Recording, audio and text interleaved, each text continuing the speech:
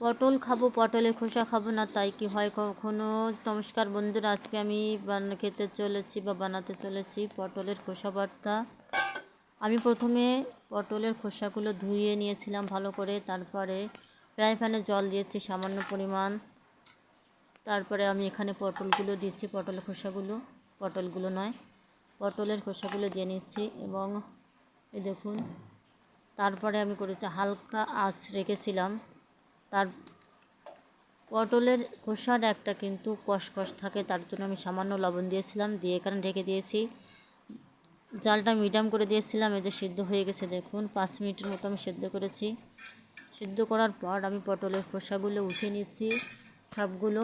এরপর সেগুলো আবার ধুয়ে নিয়েছিলাম। তারপরে দিলাম সরষের তেল, পেঁয়াজ কুচি, কাঁচামরিচ, রসুন।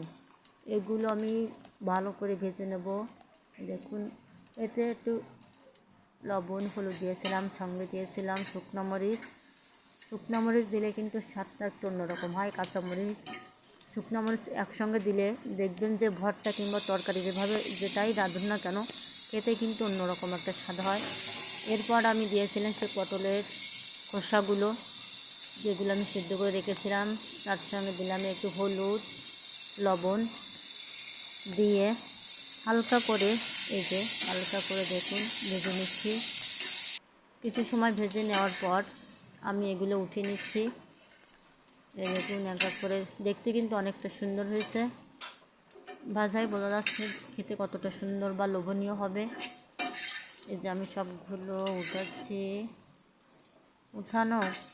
উঠানোর পরে আমি এগুলো বেটে নেব।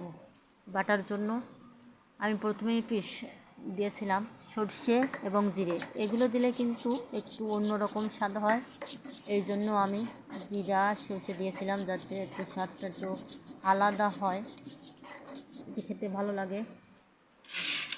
দেখুন, এগুলো বাটার পরে এবার আমি দিয়ে দিচ্ছি পটলের খোসা, ভেজে রাখা পটলের খোসাগুলো।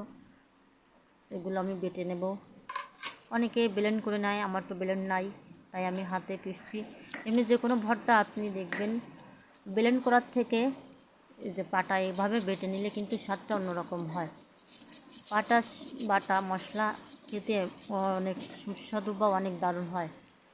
গুঁড়া মশলার থেকে আপনি পাটায় বেটে রান্না করলে সেই তরকারি বা মাংস যেটাই বলুন না কেন কিন্তু খেতে অনেক সুস্বাদু হয়। এই দেখুন, আমি বাটছি, বেটেই চলেছি। বাটতে আমার তো হাতই ব্যথা হয়ে গেছিলো, কিন্তু করার কিছু নেই, খেতে গেলে তো একটু করতে হবে। দেখুন, বেটেই চলেছি। বর পটল খেতে চায় না, তাই আমি তাকে বলেছি, দাঁড়ান, আজকে আমি আপনাকে এমন পদ করে খাওয়াবো যে আপনি খেতেই চাইবেন, শুধু বলবেন যে আর একটু দাও।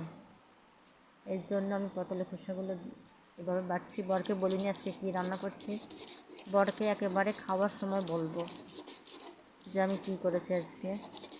আজকে আমি অনেকগুলো রকম ভর্তা করেছিলাম।